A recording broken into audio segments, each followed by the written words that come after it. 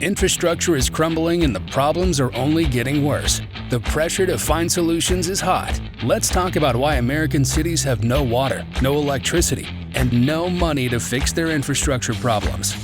Welcome to the Infrastructure Hot Seat Podcast, hosted by Chad Smeltzer. Hi, everyone. Welcome to the Infrastructure Hot Seat Podcast. My name is Chad Smeltzer. I am your host. Today's guest is Clarence Wittwer, who is the Assistant City Manager at the City of Sweeny, Texas. Thank you for joining me, Clarence. Glad to be here. We'll get started. Well, Clarence, thank you again for joining me. And, one of the things we do in the podcast is learn more about you. You have a ton of experience in infrastructure.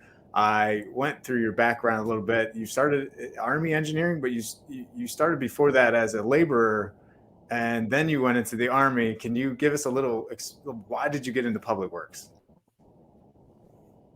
So, I went into public works right out of school, but I also went into the Army National Guard at the same time. I actually went in as the split training program when I was still a junior in high school.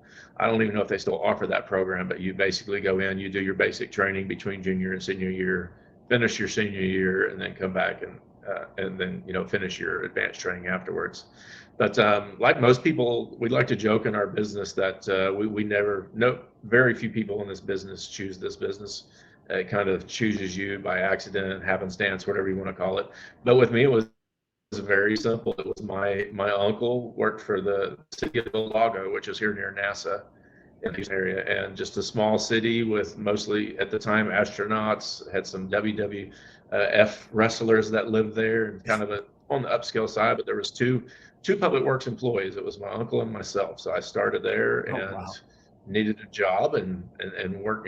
From there I moved on to the city of Seabrook, and that's how I got in utilities from there. So I definitely didn't choose it. I didn't know city government and public works and public service was a thing, other than what I knew of police officers and fire and things like that. So it was definitely new.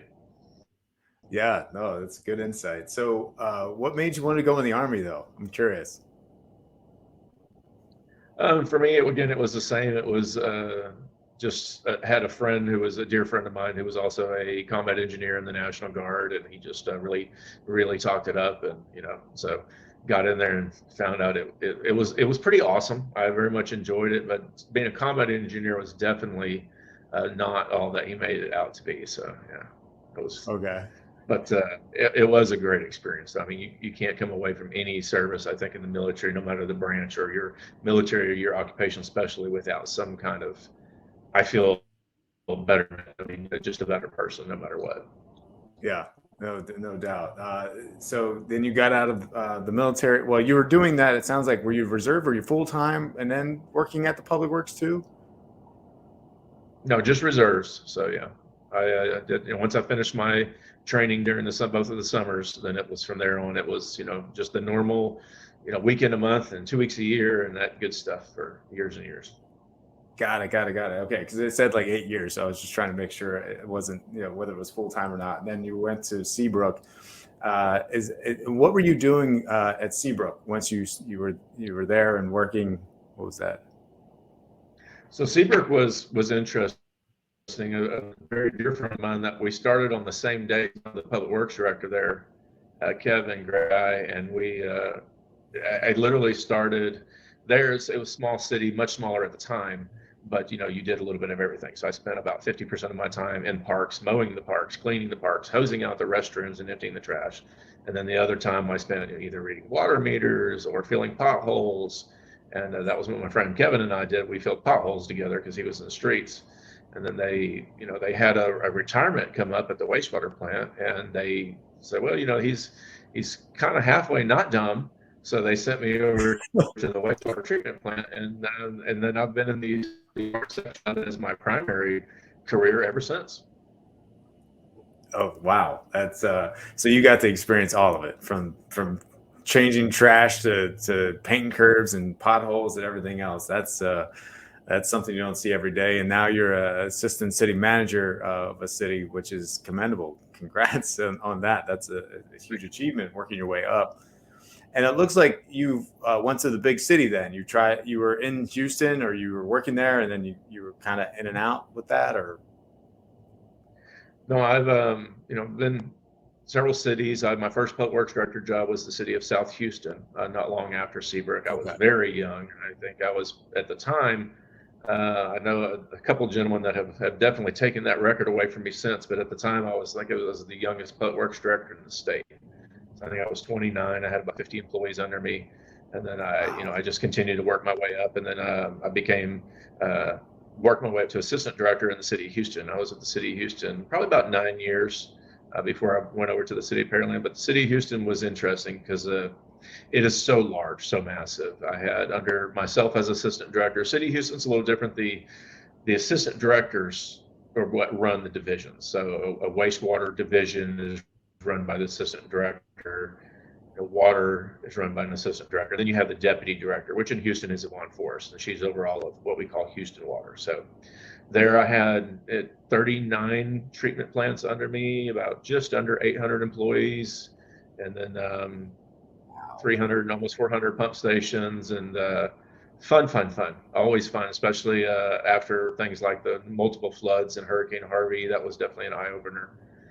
That much infrastructure underwater all at the same time, it will definitely change your life. I could imagine. Jeez, that's that's a lot of people.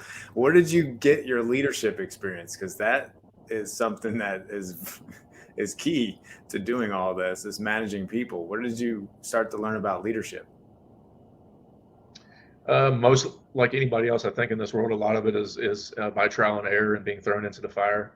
I have done some training there when I was with the city of Pearland. Now this was after Houston, but I was able to attend the what they call a LEAD program at the University of Virginia, Arlington. So it's a very intense course where you're there for 7 days, about 16 hours a day. And you actually have to live on site during that time at their MBA campus, where they actually have their own hotel. And you just, but that was, I wish I'd had some of that information a little bit earlier in my career, but I will say the city of Houston was one of the best jobs I've ever had. Somebody might be watching this and think I'm sucking up, but it's a very interesting and unique work family.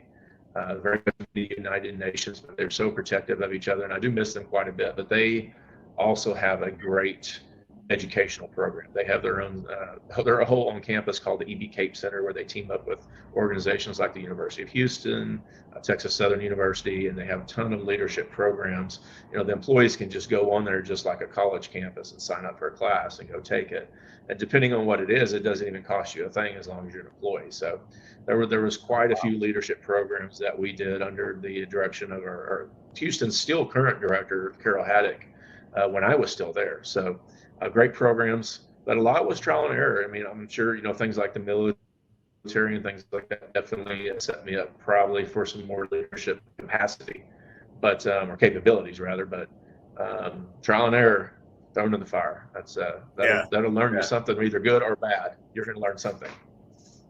You got to learn from your mistakes. That's one thing in leadership. Right. A lot of people have done is make mistakes, and you learn from those, and you don't do it again. Right. So that's you're going to walk away one way or another. You may be walking away from the situation limping, but you're going to walk away with a little more wisdom. 100%. Exactly. Wow. So this is you have so many so many things that we can talk about. I'm trying to put it all together. So in Houston, when you were dealing with these emergencies, events like hurricanes, what was the preparation like? What is it? All hands on deck? What's that like? Houston, very much so. Each city is a little bit different. Cities, at least in Texas for sure, and most, I believe, tend to use a tiered system for their emergency during hurricane seasons, or their whatever their season may be, whether it's a drought season, snow, whatever they're responding to. You have some people that just can't be all hands on deck, or they're caring for a loved one, or sometimes there's grandparents that are still raising children on their own. They can't be away. But in general, Houston was very much all hands on deck. Not that they did exceptions, but you were there. You were like several of our facilities, like Harvey is a good example, but we had 3 major floods in Houston back to back. We had the Memorial Day or Tax Day flood in 2015. Just a month later, we had a Memorial Day flood, which put the same plant completely submerged again. And then just 2 years later, 2017 was, by then it was Tropical Storm Harvey when it hit Houston, but Hurricane Harvey. So it's, you prepare, you go through the training. They always were very well prepared. But you at the end of the day, you have people that are living at those facilities. So even at Hurricane Harvey with the city of Houston, after 2 weeks, there were still at least 2 major, what we call major facilities in Texas, because they're Class A, they're above, 10 million gallons a day, that were still completely inaccessible, and supplies were being taken out to the plant operators, and shift changes were being done via airboat. So that's the nature of the beast. They were there, they were trying to do what they could. They were trying to keep what little bit of treatment capacity they could, because even though they were away from their loved ones, they were stuck there. They wanted to be anywhere but there. They were still trying to at least get some chlorinated water going into, Buffalo Bayou and the streams, because they still cared. They still didn't want to release sewage into the environment if they could stop it. So that's kind of the nature of the beast. We were usually prepared. Houston was good. We, cots, all you can think of, the meals, they're pretty good about getting all that stuff set up. So I was in the many places I've been over the years, I think they were one of the more prepared. And then things like Harvey still pull your pants up over your head and say, "Oh, you thought you were prepared." So yeah, it's always challenging. What do you love about being a leader? What do you love about this work that we do? There was years ago, I probably couldn't have answered that, because it was a check, especially when you're younger and you have a young family. And I know some people that definitely can probably relate to that. At the first, it's just a check, no matter what. And then you get to see that you do make a difference. One of the things I used to, it was a bad joke, but I was also a part-time medic for like you said, I've done everything. Even though I was a wastewater operator and a public servant the whole time, I graduated the police academy because I thought that was cool. Never did it. I went and graduated the paramedic program. I did do that for about 10 years with an emergency volunteer 911 ambulance service here near NASA. So where I'm going with that is we used to,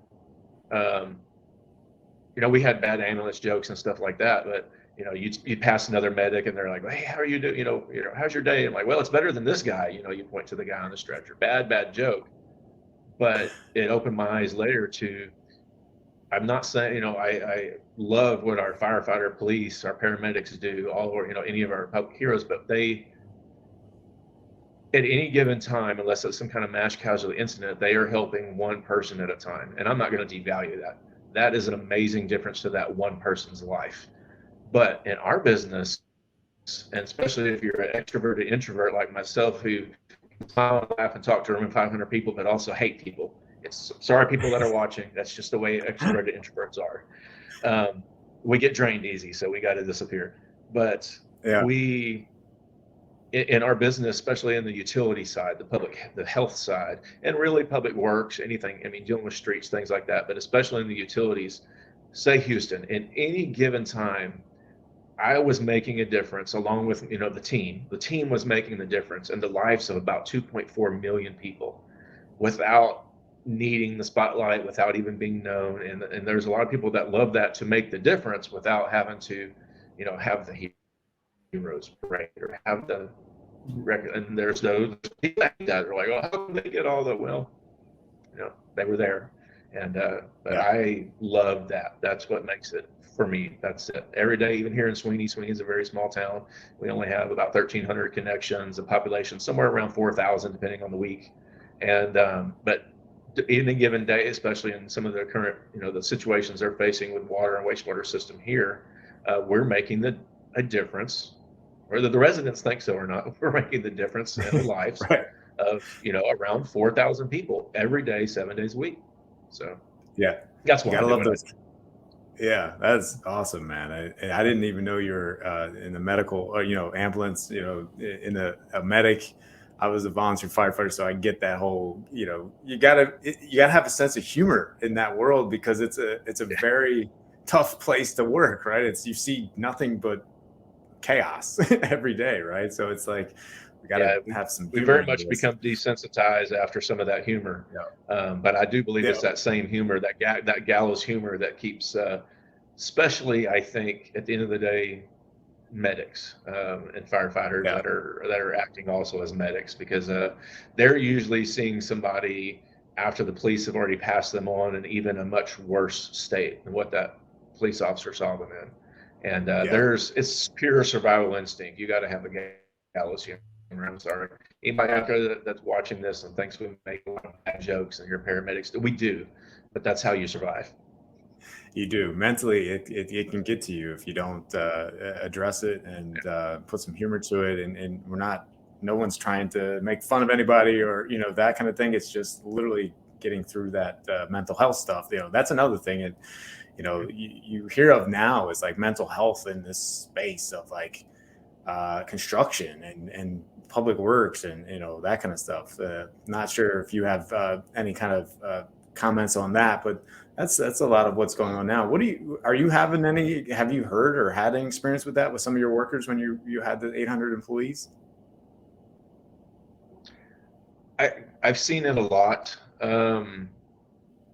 in the larger and the smaller communities. Like the city of Houston, I know even in our 800 employees division, we were a very tight family. And we, during just the time I was there, just under a decade, we lost quite a few people. We literally, from physical health, just dying on the job at the wastewater treatment plants, things that happen at home, fires, accidents. Accidents on the job. It's just the statistics are against you when you're in such a large organization. But that, it was a big deal. People, places, I will say the organizations on the city side are getting a lot better about offering, employee assistance programs that are actually pretty good. I've taken benefit of them myself when I was with the city of Houston. They're completely confidential, and I'm not going to tell anybody what we talked about. I used to be one of those guys that absolutely no, psychologist, the psycho mumbo jumbo, and finally I just went. The city of Houston had a great program. They gave, hey, you can choose from a lot. There was a lot of choices. I picked one that I thought had a good ad, and she turned out to be great. But just the ability to talk to somebody is a big one, because it gets limited. Those younger folks that are going to, if y'all are getting into this business, you should know as you walk up the ladder in this business, it gets lonelier and lonelier. I know that sounds cliche, but you have less and less people to talk to. Once especially you get to a director level, well, I can't go talk to pretty much like in Houston, I can't just go talk to any one of those 800 people about something, because almost everything is confidential at that point. Now, when you get into city management, it's even worse. In here, there's two of us. There's the city manager, and then there's myself. I can talk to her, but that's about it. And I feel for her, because who does she talk to? She's got to go and talk to her husband, or luckily you build, hopefully you learn to build a big network, and then you talk to other city managers and things like that. And that's where organizations like ICMA and here Texas City Management Association, things like that, that's where it's really important to build your network if you're going to be in this business. You've got to build it, not just with your colleagues that are in your same role, but I have some of my best friends are vendors and consultants and things like that now, because I can talk to them. Because they don't really, that was just sit there and let me vent. But usually just because they understand confidentiality and they don't want to mess anything up down the road, they don't usually run back and tell, what we talked about. So you got to network, and not just within your career field. So. Yeah. And that is a great point, because everyone needs support. Everyone needs to check their blind spot, so to speak. You can always use that extra boost of like, hey, is this decision the right one, or am I making the wrong one? It's because you don't want to get down into making those decisions where you're making those mistakes and they come back to haunt you later. So it's good that everybody's using that therapy, things like that. So that's always good. So as you've moved up the ladder and you've been growing as an individual, as we all are, as we keep, every years go by, we always keep learning different things. What has been one of your biggest challenges thus far? I think one of my biggest challenges is actually our industry challenge, and it's not just on the utility side. Honestly, it's public service period, but I'll speak from a utility perspective, is finding that next generation of workforce to replace me, because that's my job at this point. Again, it may sound cheesy or cliche, but I tell people, I used to do boots on the ground meeting in Houston. We'd pull about 150 people in the room at a time, and about every quarter and talk to them. And I mean this from the bottom of my heart. We tell them, look, I'm playing my history a little bit. So look, I literally started in a hole, or picking up dead animals, or doing this. This is what I started doing. But I was you, and you could be me. And that was kind of my saying that I would talk to them. So not only can you be me, I'll help you be me, and I need you to be me, because I'm not going to be here forever. People in Texas, especially, like I mentioned, my friend Kevin from the city of Seabrook, and others around the area, Jody Hooks, he's the public works director for the city of Lake City. We all started, like 18 in the hole. And I've already taken one retirement. I was able to take retirement from the Texas Municipal Retirement System because of my time. They don't have the age plus whatever.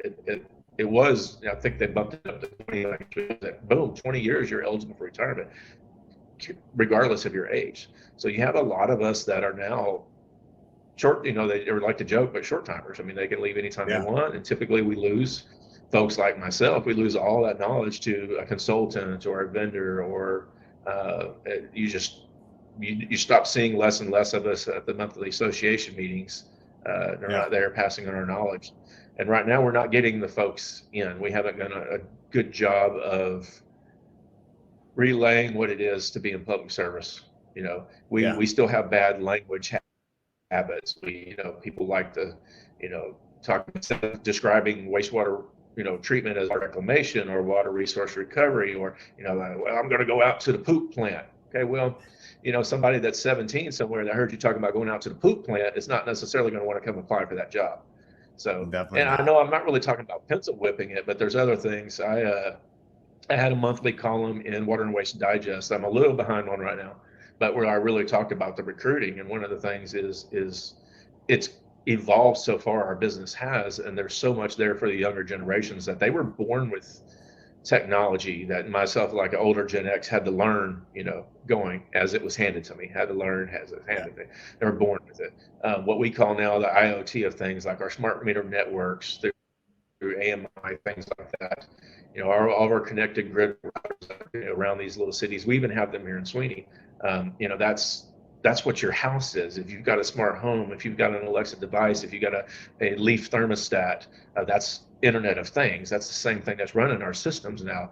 And these folks have been born with this. They have it. It's inherent. It makes them ideally suited to be that next generation, to bring them in and show them 3D modeling, and which they're used to using screens and laptops and tablets, show them how it's evolved, and that it's not just the poop plant, things like that. So it's on us. It's the onus is on us to make this happen.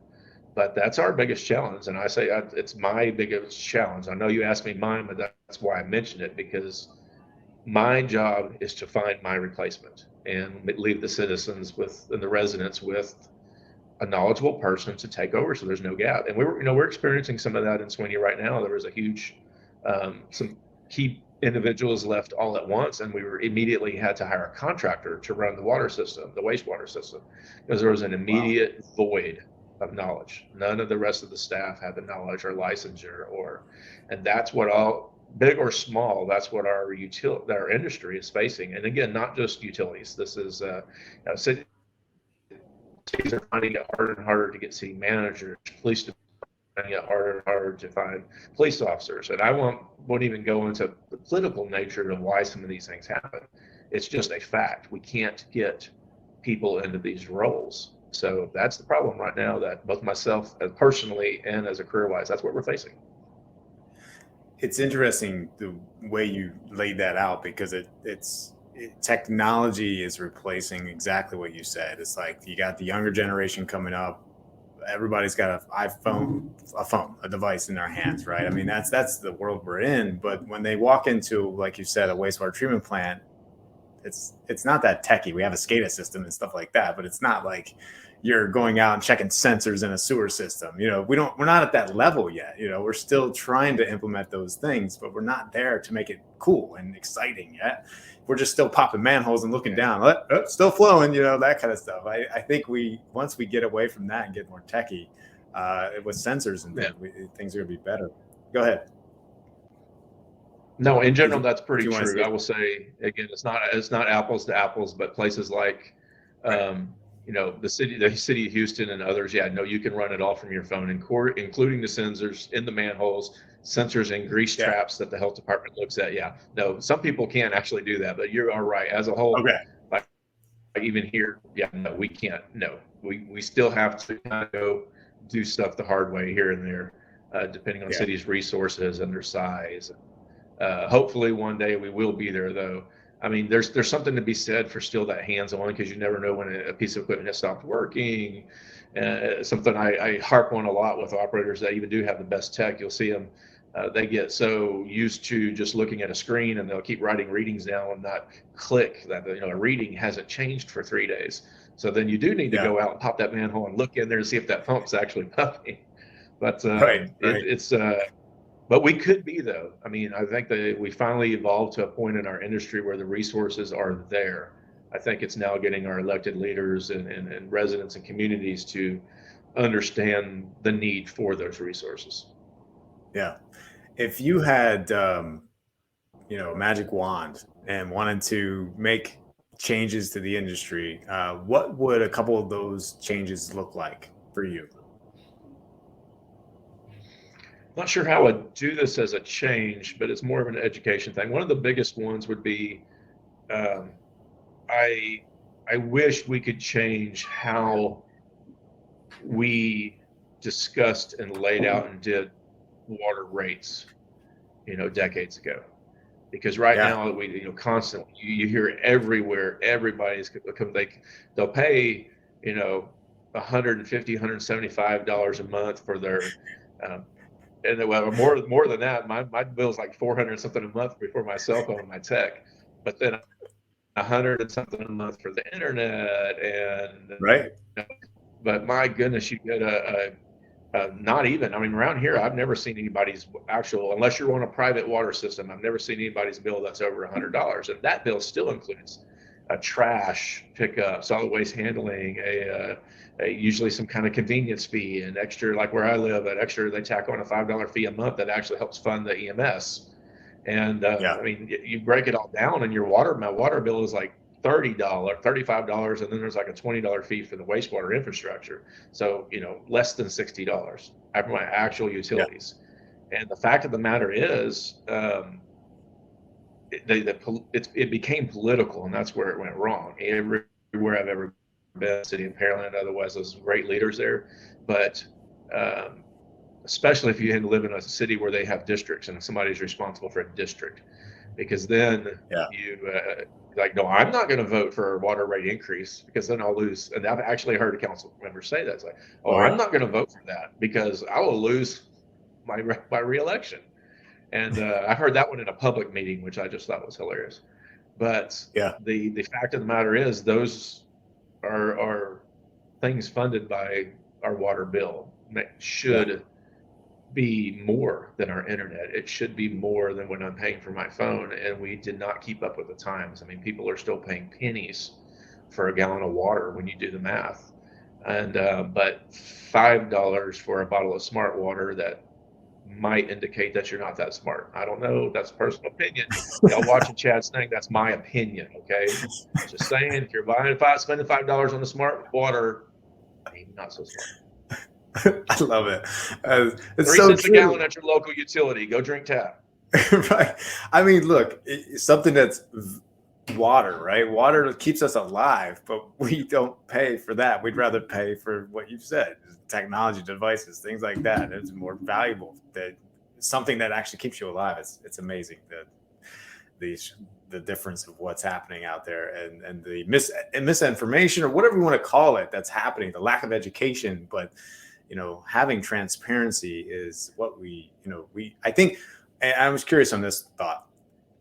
Do you think having more transparency with the constituents in a city, right? If you went to them and said, hey, here's all of our defects of sewers and water and potholes and things like, here's how bad it is, and lay it out for everybody, do you think that would help increase the awareness and then increase the ability to get more money for from the constituents?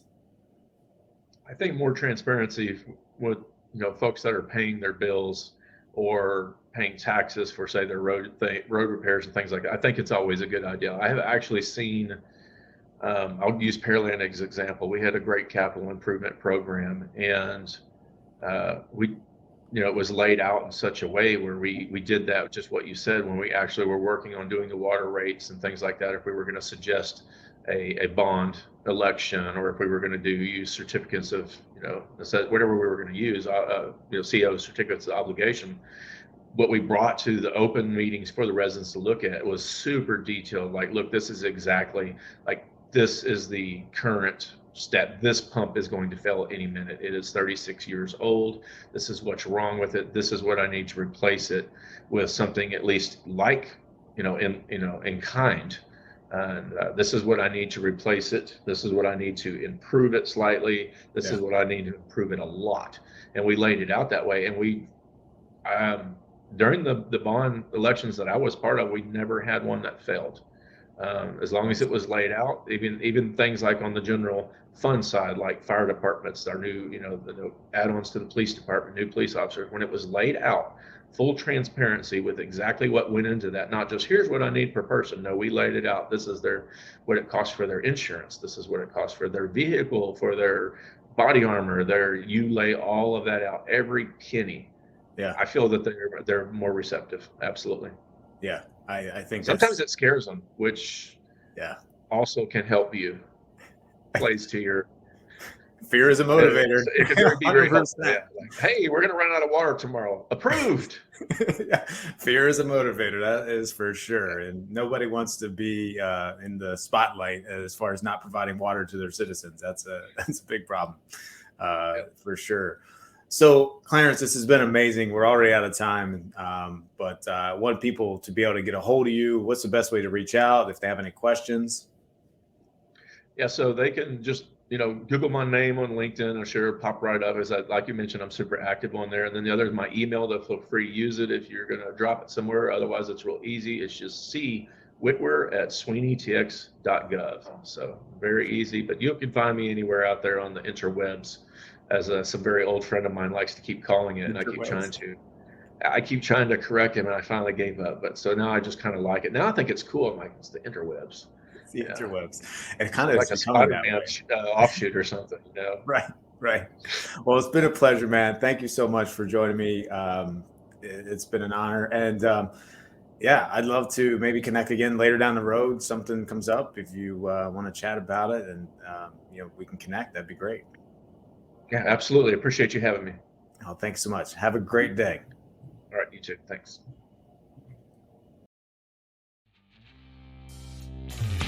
Thank you for listening to the Infrastructure Hot Seat Podcast.